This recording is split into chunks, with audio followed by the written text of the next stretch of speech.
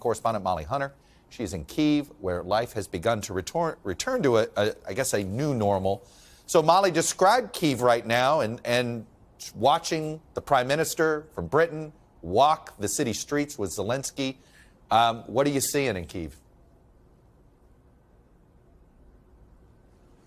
Chuck, good morning. Look, an extraordinary video to watch President Zelensky and the British Prime Minister walk through the streets of Kyiv. There is a little bit of normalcy. There are some cafes reopening. There are some bars reopening. But certainly the city does not look anything like it did 2 months ago. Two quick points about that Boris Johnson visit. I think it makes the big point. First, Kyiv is safe. This is a capital city that just a few weeks ago many predicted would fall into Russian hands. Well, here's the British Prime Minister walking the streets with Zelensky, not wearing body armor.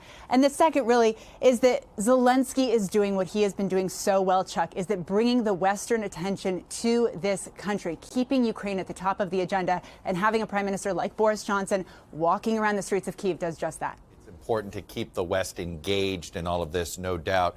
This new Russian general that's been appointed, who oversaw their forces in Syria, this seems to point to a more brutal Russian attack in the east. What more can you tell us, Molly?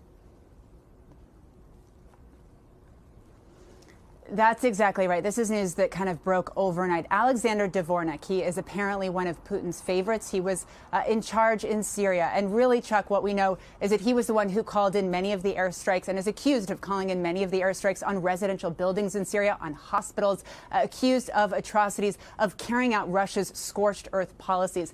This happens, and we are told this really fills a power vacuum that apparently Russia has been missing a key battlefield commander. And this comes as the shift focuses to the east of the country. Now, we are hearing from UK defense officials, though, is that part of this push to the east, Russia still doesn't have as many troops as they actually need on the ground, Chuck. So a lot of the troops that pulled back from the north and the northwest, where I am around Kyiv, they're not ready to go back in. So we're told this morning by UK defense officials that they are literally recruiting people that have been discharged in the last 10 years, in addition to troops from neighboring countries. So a lot of the success in the east is going to depend on whether Russia can really show up with the number of people that they actually need.